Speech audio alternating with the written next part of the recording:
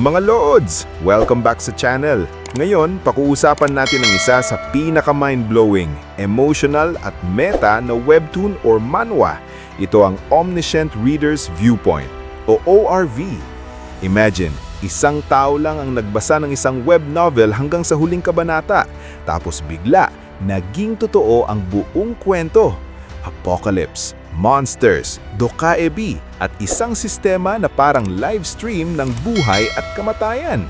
Kung di mo pa nababasa o napapanood, ito yung kwento na magpapatanong sa'yo. Ano nga ba ang tunay na kahulugan ng pagiging reader ng isang kwento? At paano kung biglang naging totoo ang binabasa mo? Ready na ba kayo? Let's dive in! Kung ready ka na sa pinakamalupit na ride sa mundo ng manhwa, let's recap mga Lods! Nagsisimula ang chapter mga Lods sa labas ng Jumho Station. Makikita natin na sumisikat na ang araw sa labas at ang mga maliliit na molecules sa ere ay kumakalat sa paligid. Pagbalik ng eksena sa loob ng subway ay may mga piraso ng iba't ibang bagay na nagkalat sa sahig ng subway mula sa mga sapatos hanggang sa mga tubo at mga bubog ng mga salamin. Isang larawan ng kamay ng tao na nakahiga sa tabi ng isang face mask, iba pang marka at dugo. Sumisigaw ang babae sa buong team. Sumisigaw si Hyewon sa isang tao sa harapan ng kanyang squad na tinatanong ang mga tao kung talaga bang ayaw nilang sumama sa kanila. Sa mga nasa harapan nila ay sinabi na pupunta sila ng hiwalay at may natitira pa silang coins kaya ayos ang lahat. Iniisip ni Dokja na pagkatapos ng mga pangyayari noong nakaraang gabi ay umalis ang karamihan ng mga tao sa Jumho Station at 5 na lamang ang nakaligtas hindi kasama ang kanilang sarili. Mga mabubuting tao. Isang babae at isang lalaki ay tumitingin patungo sa detachment. Iniisip ng lalaki na sigurado siya na kakayanin nila ito ng mag-isa. Tumalikod ang isa sa kanyang squad na tinatanong kung sumusulong na ba sila. Tinitigan ni Hyewon ang mga kagrupo ng may kabaitan at sa sandaling iyon ay iniisip ni Dokja na walang sinuman ang nagtatanong kung mananalo siya ay sasama ba sa kanila at ito ay halata sa lahat. At pagkatapos ay sumali ang Judge of Destruction na si Jung Hyewon sa kanilang grupo. Isang lalaki na may striped suit ay tumakbo papasok sa kadiliman. Iniisip ni Dokja na si Han Myung-oh ay nawala ng walang bakas. Iniisip ng lalaki na oras na para umalis sa station at pumunta sa susunod na malapit na station. Sinabihan niya ang mga kagrupo na sumulong na hawak ang flashlight at namumuno sa kanila. Inikom ang kamay ni Hyewon ay dumampi ito sa balikat ni Dokja. Natigilan si Dokja sa pagtataka at ang kamao ng babae ay kumikinang sa ilang uri ng enerhiya. Pagkatapos ay ipinakita ng notification na inilipat ng character ni Jung Hyewon ang 1,500 coins sa kanya. Tinitigan ng buong team si Hyewon. Inalis niya ang kanyang kamay mula sa lalaki. Gusto lang ni Dokja na itanong kung bakit at sumagot ang babae na nahihiya siyang kunin ang lahat para sa kanyang sarili at ibinigay din niya ito sa iba. Sinabi niya na sa huli ay napunta sa kanya ang karamihan ng coins ng mga lalaking iyon. Tahimik na nakikinig ang lalaki sa kanya na may bahagyang pagtataka. Neutrally niyang sinabi sa kanya na kung siya ang nasa kanyang lugar ay hindi siya magbabahagi. Sinabi nito na mabuti na hindi siya ang nasa kanyang lugar. Biglang sinabi ng lalaki na siya ang kanya. Sinabi ng mga notice na ang Constellation Demon like Judge of Fire ay natutuwa dahil sa laban ng pagkakaibigan at ang Constellation Black Abyssal Black Flame Dragon ay ngumingiti.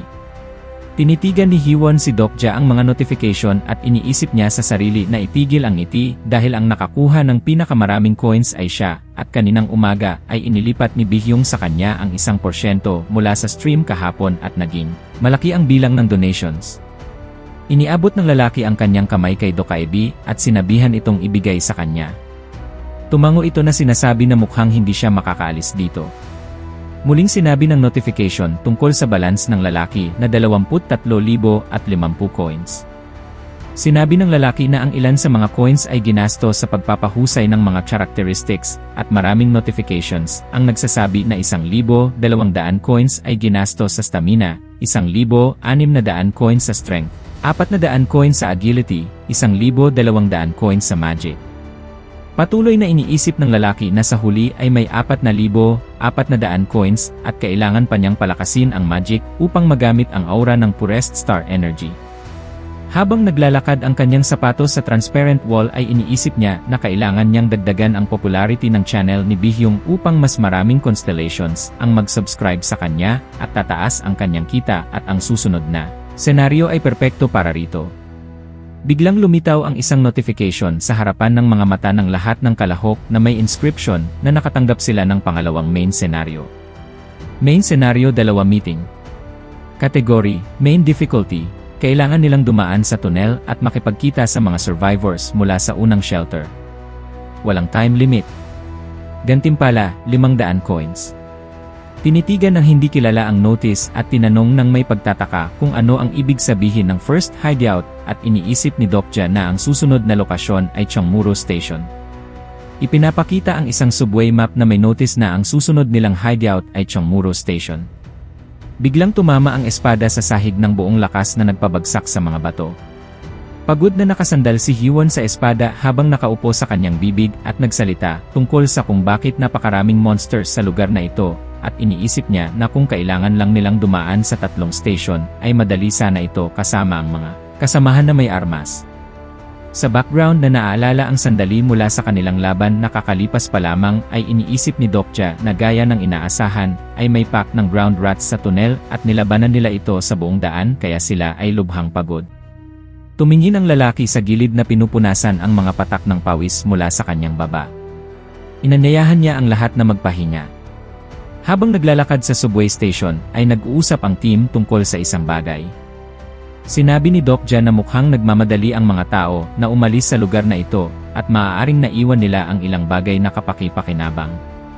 Sumagot si Hyunsung sa kanya na halos narating na nila ang Chongmuro Station, baka doon sila magpahinga. Sinabi ng lalaki na sa kanilang kalagayan ay maaaring hindi nila ito marating. Si Hyunsung at Yusang-a ay nakatayo na natigilan sa takot. Iniisip ni Dokja na ang Yaksu Station na kanina lang nilang nalampasan ay puno ng mga bangkay ng mga tao. Naalala niya ang mga sandali mula sa Yaksu Station. Naalala ng lalaki na mula sa kanilang mga sugat ay masasabi na hindi lahat doon ay namatay sa pakikipaglaban sa ground rats bagaman maaaring sinubukan ito ng main character na si Yoo Jong-hyuk. Sinabi ng lalaki sa sarili na nauunawaan nila ang lahat ng ayon ay dapat silang maging maingat hindi lamang sa mga monsters. Sinabi ni Hyunsung sa lalaki na siya ang pupunta at maghahanap ng isang bagay na kapaki-pakinabang sa mga naiwang bagay. Nagpasalamat si Dokja sa kanya na iniisip niya sa sarili kung gaano kapaki-pakinabang na may dating sundalo sa grupo. Tumalikod si Yusang-a kay Hyewon at sinabi na may iba pa silang gagawin.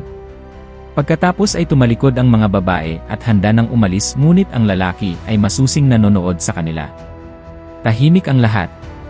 Tumingin ang isa patungo sa lalaki at tinanong kung nais niyang sumama sa kanila. Sinabi ng lalaki na iiwan niya silang mag-isa. Sinabi ni Hyunsung na kung may free time sila ay sasama rin siya sa toilet. Sinabi ng bata na si Dokja na nais din niya ito. Toilet sa metro para sa lahat. Tumingin si Hyewon at si Yusang-a patungo sa kanilang team. Tinanong ni Hyewon kung nasaan si Dokja. Sumagot si Hyunsung na, well, habang hawak ang kanyang ulo, gamit ang kanyang kamay habang nakatayo sa tabi ng bata na tinitigan ang sign na patungo sa itaas. Sinabi ng lalaki na sinabi ni Dokja na nais niyang umakyat. Sumigaw ang mga babae sa gulat laban sa backdrop ng isang kalye na may sign na may numero 6. Sumigaw ang mga babae na sana ay hindi niya nakalimutan na may poisonous fog sa itaas. Tumakbo si Dokja ng napakabilis sa track at iniisip niya na iminumungkahi niya sa lahat na magpahinga. Pumove out ang pisngi ng lalaki at mabilis na tumakbo pasulong. Ipinakita ng notification na ang poisonous fog ay nilalason siya at iniisip niya na iminumungkahi niya ito hindi lamang dahil sila ay pagod. Tumingin sa unahan sa tabi ng alley ay iniisip niya na sa kanyang alaala ay ito ang lugar na diretsong mula sa 6th exit ng Dongguk University Station. Nakakita ng pamilyar na bagay ay nanlaki ang kanyang mga mata. Tinitigan ng isang figure at sinabi niya sa sarili na natagpuan na niya ito. Isang estatwa ng isang monghe na may tungkod ang ibinigay sa kanila. Nakatayo ang lalaki sa harap ng monumento at iniisip na ito ay monumento sa dakilang monghe na si Yujeong sa Myeongdang. Tinitigan ang pedestal ng monumento na may lason na lumilipad sa palibot sa fog. Tinanong ng babae kung ano ang nakalimutan ni Dokja at dahan-dahan sinagot niya ito na nagsisimula sa salitang well. Lumapit si Dokja sa monumento. Ipinahayag ng notice na ang constellation na wearing a straw mat ay nagpapahayag ng interes sa mga aksyon ni Dokja. Sinabihan ng lalaki ang mga babae na sinabi niya na kailangan niyang manalangin. Nalilito sila. Pumove out ang kanyang pisngi. Si Dokja ay nakatiklop ang kanyang mga kamay sa panalangin. Sinabi ng mga notice na ang constellation na wearing a straw mat ay natuwa sa kanyang mga aksyon at nagbigay ito ng 100 coins. Tumingin ang lalaki sa unahan na neutral. Si Bihyong ay nakakita kay Dokja na nananalangin sa kanyang mga kamera at tinanong kung ano ang ginagawa ng lalaking ito dito. Biglang itinapon ang mga bato sa gilid. Nais ni Dokja na tusukin ang estatwa gamit ang espada. Tinanong ni Bihyong sa takot kung ano ang nangyayari at tinanong kung ano ang balak niya. Inikot ni Dokja ang kanyang blade sa ulo ng estatwa. Tinamaan ng lalaki ang estatwa gamit ang kanyang espada ng buong lakas. Tinanong ni Bihyong si Dokja kung ganap na siyang baliw. Ipinahayag ng notice na ang constellation na wearing a straw mat ay namangha sa mga aksyon ni Dokja. Laban sa backdrop ng isang gusali na may panoramic inserts ng mga bintana sa kisem. Sumisigaw si Bihyong na tinatanong ang lalaki kung ganap na siyang baliw at kung alam ba niya kung ano ang ginawa niya ngayon. Tinanong ng enraged na nilalang ang lalaki na kumakain na may apoy sa harapan niya kung anong uri ng ignore ito. Naalala ang sandali nang mabagsak ang estatwa sa mga kamay ni Dokja. Sinabi ni Dokja na hindi lang nila ito hahayaan. Sinabi niya na pinatay ng lalaki ang constellation idol. Tinanong ni Dokja kung sino ang makakasama sa kanyang channel. Sumagot si Dokja na naging maingay na siya at tahimik na kumakain ng manok. Iniisip ng lalaki na bawat idol ay may hawak na piraso ng kanyang constellation, at kung aalisin ang seal ay makakakuha ng power, skill o item na pag-aari nito. Habang nakaupo sa telepono na nagcha-charge nito ay patuloy na iniisip ni Dokja na upang makarating sa Chongmuro Station ay kailangan nila ang skill of fear of the force, ngunit ang karaniwang pamamaraan para alisin ang seal ay masyadong mahaba kaya ginamit niya ang isang mas madaling pamamaraan na nabasa niya sa survival methods. Tinanong ng nilalang kung ano ang gagawin niya kung magpa siya ang bald General of Justice na mag-ingay. Sumagot ang lalaki na ito ay masyadong disrespectful sa national hero. Sumagot ang monster na walang karapatan ang lalaki na sabihin ang kahit ano sa kanya ngayon. Pumunta ang lalaki sa exit. Sinabi ng mga notice na ang constellation na wearing a straw mat ay galit sa atrocity ni Dokja at ang constellation prisoner of the golden headband ay natutuwa sa sitwasyon. Lumapit si Dokja sa mga kasama. Tinanong ng isa kung paano ang kanyang ritual at anong templo ang kanyang pinuntahan. Tinawag ng lalaki ang grupo na sinabi na may dala siya para sa kanila na itinuro patungo sa 332 hanggang 331. Sinabihan ang team na si Hyewon ay nakadamit ng mga basahan at tinitigan ang sarili na tinatanong na bakit. Sinabi niya na ito ay isang uri ng napakagandang item. Sinabi ng notice na ito ay ang mga samyongdang straw mat na rank E at pinapataas nito ang willpower at sense of justice. Tinanong ng lalaki ang babae kung ano ang alam niya tungkol sa samyongdang. Tinanong nito kung sino siya. Sinabi ng notice na ang constellation na wearing a straw mat ay nagulat sa mga salita ni Hyewon. Si Yusang-ah ay iniabot ang kanyang kamay na may mga bracelet na sinasabi na kilala niya ito at nabasa niya ito nang naghahanda siya para sa history exam. Ipinakita ng notification na sa kanyang kamay ay ang rosary ng isang samyongdangs na rank E at pinapataas nito ang bilis ng pag-restore ng magical powers. Habang naglalakad sa subway tunnel ay sinabi ni Yusang-ah na ito ay isang Buddhist monk mula sa Joseon Dynasty. Nakipaglaban siya laban sa Japanese invaders noong war at nagawang protektahan ang Korean Peninsula sa Battle of Nawangpyeong at Wukwandong. Iniisip ng lalaki sa sarili na siya ay nananatiling flawless kahit sa mundong ito. Sinabi ng notice na ang constellation na wearing a straw mat ay natutuwa sa kaalaman ni Yusang-ah tungkol sa kanya. Naglakad pasulong ang team sa mga riles na nakikinig kay Dokja. Sinabi niya na kahit ano paman ay naglalaman ang mga item na ito ng kapangyarihan ng dakilang monghe. Tinanong ni Yusang-ah kung seryoso siya. Tinitigan ni Hyewon ang kanyang item notification status at kinumpirma na sinasabi na totoo ito. Ngumiti ng masaya si Dokja na sinasabi na umaasang may milagro ay nakatiklop ang kanyang mga kamay sa panalangin sa monumento ng monghe at ang mga bagay na ito ay nahulog mula sa langit. Sinabi ng notice na ilang constellations ay natutuwa sa kawalang hiyaan ng lalaki. Ibinaaba ng lalaki ang kanyang tingin na sinasabi sa iba na naniniwala siya na ipinadala sa kanila ng monghe ang mga ito upang protektahan ang Korea, at tulad ng pagprotekta niya sa peninsula noong Japanese invasion ay dapat nilang iligtas ang kanilang bansa. Iniisip niya sa sarili na umaasa siyang mahuhulog din ang iba rito. Patuloy na sinasabi ng lalaki na binasbasan sila ng monghe sa pamamagitan ng pagpapadala ng mga item na ito. Si Hyunsung at si Yu Sang-a ay nabahira ng kanyang salita, at ang notification na nag-uusap tungkol sa constellation wearing a straw mat ay nagpapaalam na ang kanyang dibdib ay nasaktan dahil sa eloquence ni Dokja. Si Yu Sang-a ay nakatiklop ang kanyang mga kamay at sinabi na pagkatapos ng lahat ng nangyari sa kanila ay handa na siyang maniwala rito dahil ang dakilang monghe ay maaaring maging isa sa mga constellations. Si Hyunsung at Yu Sang-a ay hawak din ang kanyang kamay sa kanyang dibdib sa tabi ng babae na sumusuporta sa dakilang monghe. Si Hiwon at si Dokja ay tumingin sa unahan na pagod. Tinanong ni Bihyung si Dokja kung masaya ba siya. Sinabi ng mga notifications na ang constellation na wearing a straw mat ay inihayag ang kanyang pseudonym at ang constellation Bald General of Justice ay pinatawad ang kasalanan ng lalaki. Iniisip ng lalaki na ang lakas at kakayahan ng mga constellations ay direktang naugnay sa kanilang fame at syempre hindi ito naging maayos ngunit aling constellation ang hindi magugustuhan na purihin. Nakatayo ang babae na si Hiwon at sinusuri ang mga racks ng monghe at nagsasalita ng malakas na tinatanong sila muli at sinasabi na kailangan nilang alalahanin ito. Sinabi ng notice na ang constellation Bald General of Justice ay nanonood sa nangyayari na may interest at nagbigay ito ng 100 coins. Nagliliwanag ang flashlight pasulong. Binabalaan ni Dokja ang lahat na maghanda at malapit na silang dumating sa Chongmuro Station. Sinabi ng babae na salamat sa isang tiyak na diverse communication ni Gilyaong dahil tinulungan nito silang makarating doon nang walang laban sa ground rats. Matigas na sinabi ng lalaki na masyadong maaga pa para mag-relax. Iniisip niya na may kolomet na natitira sa station at dapat ay may lilitaw na. Ipinahayag ng notification na nakatanggap ng bagong additional scenario. Sa background ng team na bawat isa ay nakatanggap ng notification, ay nagsimulang sumigaw si Dokja para sa lahat na umatras at maghanda. Sa pagpapatuloy ng chapter mga Lods, ang abiso ay nagsasabi tungkol sa karagdagang senaryo ng Welcome Prison. Ang kategorya ng karagdagang kahirapan ay mula hanggang kailangan nilang makatakas mula sa mapanlinlang na kulungan sa loob ng nakalaang oras na 1 oras lamang, at bilang gantimpala, makakatanggap sila ng 300 coins. Biglang nagtanong ang kanilang buong koponan kung ano ang mapanlinlang na kulungang ito.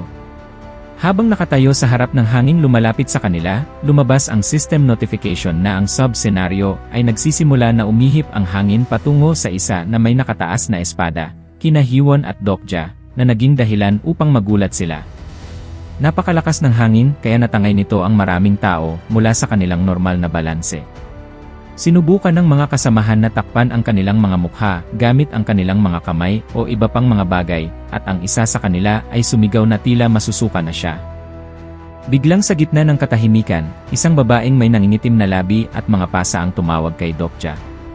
Idinilat ng lalaki ang isang mata habang hawak pa rin ang kanyang kamay sa kanyang mukha. May ilang mahika na umaaligid sa nagulat na lalaki na nag-alis ng kanyang kamay sa kanyang mukha. Tinatawag siyang lahat ng babaeng iyon sa kanyang pangalan, sinasabing kakaiba ang kanyang pakiramdam kahit papaano, at nagtatanong muli kung nandito ba si Dokja. Biglang may madilim na kamay ng isang tao ang umabot sa mukha ng lalaki.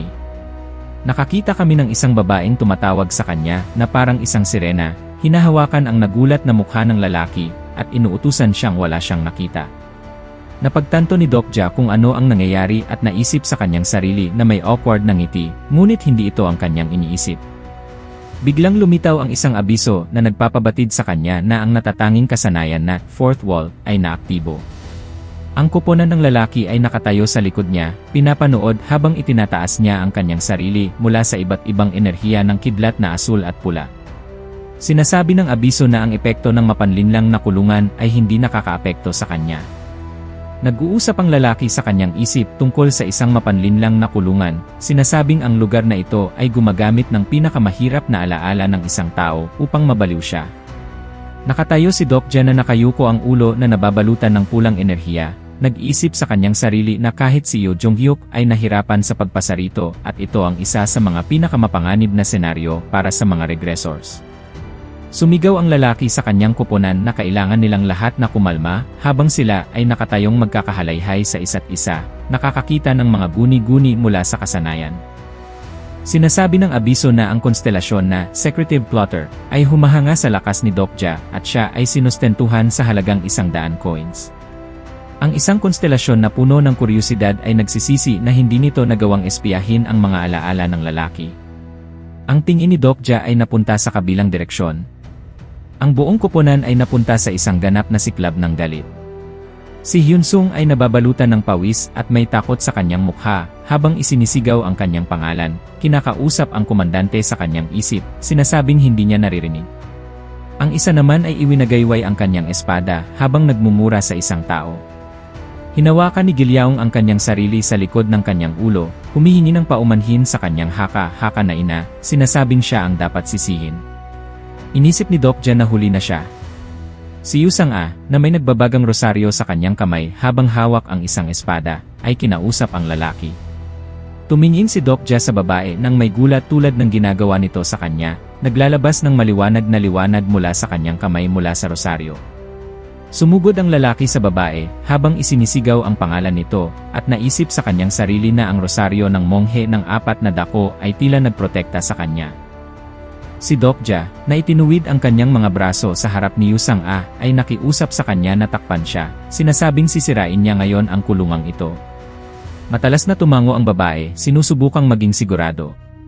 Ang paa ng lalaki ay napunta sa kabilang daan, iniisip niya na ang dahilan kung bakit niya sinira ang monumento ni Samyongdang may isang kasanayan na nagpapahintulot sa isa na dumaan sa isang mapanlinlang na kulungan.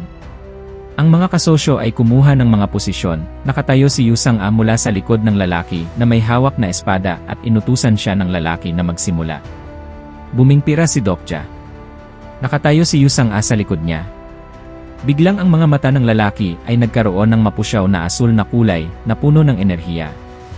Sinabi ng abiso na ang kanyang natatanging kasanayan sa pagwawasak ng kasamaan ay naaktibo. Ang sumusunod na abiso ay nagsasabi na ang natatanging kasanayan sa pagwawasak ng kasamaan ay sumisira sa mapanlinlang na kulungan. Ang asul na enerhiya na nagmumula kay Dokja ay nagtunaw sa pulang enerhiya na umatake sa kanyang mga kasamahan sa koponan. Ang pulang enerhiya ay naglaho sa mga kamay ng dating sundalo at nagawa niyang sabihin ang mga huling salita tungkol sa kanilang sumpa. Si Hyunsung ay nakatayo sa kanyang ulo sa isang hindi maintindihang posisyon na ang kanyang mga kamay ay nasa likod ng kanyang likod. Nagsasalita siya ng kalokohan na sila ang hukbo ng Republika ng Korea, tapat sa ating bansa at sa mga mamamayan nito. Sa labis na pagkagulat, tinawag siya ni Yoo Sang-a. Tumingin ang babae sa batang nakabaluktot na parang bola, hawak ang kanyang ulo sa kanyang mga kamay habang tumatawag sa kanyang ina. Tumingin si Yoo Sang-a sa lahat, sumisigaw para sa lahat na magpakatino kung kailan dahan-dahang tumayo ang isa. Ang babae, na ibinuka ng malawak ang kanyang mga binti, at may hawak na espada sa kanyang mga kamay, ay tumingin sa koponan na bumabalik sa kanilang sarili. Sulyap si Dokja sa gilid nang bigla siyang may nakita. Hawak ng isa ang kanyang espada sa harap mismo ng mukha ng lalaki, habang si Yoo Sang-a ay tumingin sa kanila sa labis na pagkagulat. Tumingin ang lalaki sa talim, nag-ingat dito. Isang babaeng may pulang mata at may mga luha, at may pulang enerhiya na nagliliyab mula sa kanila, ang nagbanta na tatapusin niya silang lahat. Kung kaya napansin ng lalaki sa kanyang isip na ang kanyang mga mata ay naging pula at ito ay isang tanda ng isang Demon Slayer. Mabilis na umikot ang lalaki sa babae sa kabilang gilid habang ang babae naman ay medyo nalilito. Iniisip na natatakot siya sa ganoong kalalabasan, kaya binigay niya rito ang mga basahan ng monghe ng 4 na dako, ngunit tila hindi ito gumana para sa kanya. Agad niya itong hinampas gamit ang kanyang kamay sa leg. Binuhat ng lalaki ang babaeng natutumba sa kanyang tuhod habang hawak din ang espada nito sa kanyang kabilang kamay. Inutusan niya si Yoo Sang-a na lumapit sa kanila upang alagaan si Hyewon.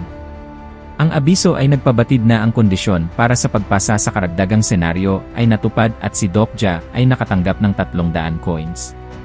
Lumakad ang lalaki palayo sa mga babae, sinasabihan si Yoo Sang-a na huwag magrepresko, hawak ang espada sa sandaling iyon at inilalabas ang kanyang sariling mga kumpol ng enerhiya na nagtitipon mula sa sahig. Nagiging parang ilang uri ng mga nilalang, Tumingin si Dokja pasulong ng may tiwala, hawak ang isang espada sa harap niya, nakatingin sa isang grupo ng mga multo na nakasuot ng punit-punit na basahan na lumilitaw. Ang abiso ay lumabas ang grade 8 phantom species, nagbabala ang lalaki na hindi pa ito ang katapusan. Si Hyunsung ay natutulog sa matinding sakit, nagkakaroon ng hindi magagandang panaginip at pinapawisan. Biglang idinilat ng sundalo ng malawak ang kanyang mga mata, at nagsimulang isigaw ang kanyang pangalan, sinusubukang magsabing higit pa. Biglang bumangon si Hyunsung, sinusubukang magpakatino at hawak ang kanyang ulo, habang tinatanong ang lahat kung ano ang nangyari. Kung kaya masayang tinawag ni Yusang-a ang kanyang pangalan, nagtatanong kung sa wakas ay nagkamalay na ba siya sa tabi ng kanyang iba pang mga kasamahan sa koponan. Ang babae at ang sundalo ay nag-uusap. Tinanong siya ni Hyunsung kung gaano katagal siyang nawalan ng malay at kung saang hintuan na sila, ngunit biglang umabot ang kamay ni Dokja sa isang makulay na bato. Sinasabi ng abiso na ito ay isang Spectre's Crystals, isang bihirang bato na maaaring makuha mula sa Body Spectre. Sinabi ng lalaki sa kanyang koponan na may mga halimaw dito na gumawa ng mapanlinlang na kulungan, ngunit nawasak na nila ang mga ito kaya maayos na ang lahat. Kalmado namang nag-react si Yusang-a, ngunit sumigaw si Hyunsung ng salitang, "ano," sa labis na pagkagulat habang nakatingin kay Dokja. Nagtanong ang sundalo kung silang dalawa ba ni Yusang-a ang nagtagumpay sa ilusyon ng magkasama, kung saan sumagot ang babae na ang lalaki ang pangunahing gumawa nito. Lumapit sa kanila ang lalaki habang hawak ang isang hiya sa isang kamay, sinasabing dalubhasa ang mga ito sa mga pag-atake sa isip kaya ang labanan ay naging mas madali kaysa sa tila. Nagpasalamat ang sundalo sa lalaki, sinasabi sa kanya na salamat sa kanya ay ligtas silang lahat at may utang na naman siya rito. Walang isinagot ang lalaki. Sa background ng kanilang pag-uusap, sina Hyewon at Gilyaong ay natutulog. Biglang tumayo ang bata ng biglaan, hawak ang kanyang ulo, na umakit sa pansin ng lahat sa kanyang sarili. Tinanong siya ni Yusang-a kung kaya niyang tumayo. Hinaplos ni Gilyaong ang kanyang ulo at sinabing masakit ito. Tumingin sa kanya si Dokja, may naalala. Isang sandali ang lumitaw sa aking isip nang ang bata ay nakahiga na parang bola, hawak ang kanyang ulo, habang tinatawag ang kanyang ina at humihingi ng paumanhin sa kanya. Maingat na hinawakan ni Dokja ang ulo ng bata, pinipilit itong tumingin sa lalaki. Tila sa kanya na ang batang ito ang may pinakamalaking trauma sa ngayon. Biglang kumapit ang bata sa katawan ng lalaki, niyayakap ito. Ang batang nakayakap kay Dokja ay naggangalit ang mga ngipin sa takot. Lumingon ang lahat upang tumingin sa ibang dako. Sinabi ni Yusang-a na tila malapit na sila. Tumingin sina Dokja at Yusang-a patungo sa lagusan kung saan sa dulo nito ay may liwanag. Binuhat ni Hyunsung ang isa sa kanyang likod. Sinuri ni Yusang-a kung maayos lang ba ang babae, at ang lalaki ay nakatayo kasama ang bata, nakatingin sa kanya, at nag-isip na ngayon ay hindi pa handa ang kanilang grupo para sa labanan at kung dapat ba silang pumunta roon. Biglang may nagtanong mula sa lagusan kung sino sila. Ang buong pangkat ay lumingon patungo sa tunog laban sa background ng liwanag sa lagusan. Isang tila lalaki nakahood na may sandata ang nakatayo ng direkta sa harap nila. Biglang itinuro ng babae ang espada sa harap niya, matatag na idinedeklara na ito ang kanilang lugar at naghahanap buhay sila rito sa pamamagitan ng pangangaso. Tumingin si Dokja sa kanyang direksyon, iniisip kung gaano katagal na siya roon. Ngunit nagulat si Yusang-a at sinabing kung sino ito, naaalala ang mga sandali mula sa paaralan kung paano ito nakatayo sa gitna ng klase, sinasakal ang isang babae at tumitingin ng may pagbabanta sa gilid na may mga luha. Ipinakilala siya ni Yusang-a bilang ang tanging nakaligtas mula sa paaralang Daepong, si Lee Ji-hye. Biglang inalis ng babae ang kanyang hood na tila nakikilala ang isa sa kanila at binabawasan ang kanyang puot.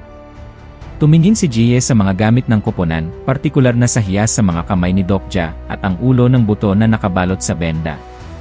Itinuro niya mula sa malayo sina Dokja at Gilyaong, nagtatanong sa kanila kung dumaan ba sila sa mga spectres. Inisip ng lalaki sa kanyang sarili na kilalang kilala niya ito. Isang larawan ng babae ang lumitaw sa harap ng kanyang mga mata.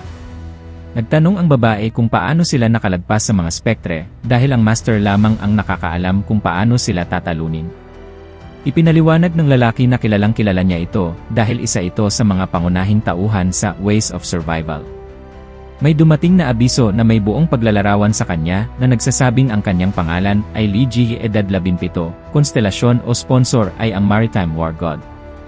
Binasa ni Doc Ja ang abiso na may impormasyon tungkol sa babae at napansin ang kanyang constellation sponsor na Maritime War God, sinasabing hindi siya katulad ng sa nobela. Ang bagong abiso ay nagsasabi na ang konstelasyon na Bald General of Justice ay napatitig sa pagtatagpo ng isang lumang kasamahan sa labanan, at ang constellation sponsor ni Lee Jihye ay masayang binabati ang Bald General of Justice. Isang larawan ni Lee Jihye ang nagpapabatid na siya ay isang maritime admiral, isang mag-aaral sa Daepong Girls High School, ikalawang taon E-grade. Ang lalaki, habang iniisip siya, ay nagsabi sa kanyang sarili na dahil sa kanya, kaya si Yo Jung Hyukay ay agad na pumunta sa Changmuro. Isa siyang kinakailangang kasama para sa mga labanan sa dagat na mangyayari sa mga sumusunod na senaryo. Biglang binalingan ng babae ang grupo, inuutusan silang sumunod sa kanya at dadalhin niya sila sa istasyon. Ang tingin ni Doc Ja ay naging mapagbantay. Sumunod ang mga paa ng tauhan sa kanya. Maingat na nagsimulang sumunod ang kumpanya sa babae, habang hawak nito ang kanyang espada sa isang balikat. Biglang lumitaw ang isang abiso tungkol sa pangunahing senaryo na unexpected encounter, pangunahing kategorya ng kahirapan, at kailangan nilang dumaan sa lagusan at makatagpo ang nakaligtas mula sa unang kanlungan. Walang limitasyon sa oras at para sa pagkumpleto nito, makakatanggap sila ng 500 coins. Ipinapabatid sa iyo ng abiso na ang pangunahing senaryo ng hindi inaasahang pagtatagpo ay nakumpleto na at ang mga gantimpala ay binibilang na. Kung nagustuhan mo ang mga video na ito ka-T-Recap, don't forget to leave a like and subscribe at i-hit mo na rin ang notification bell para updated ka sa mga bago pa natin mga video. Salamat at maasim na araw!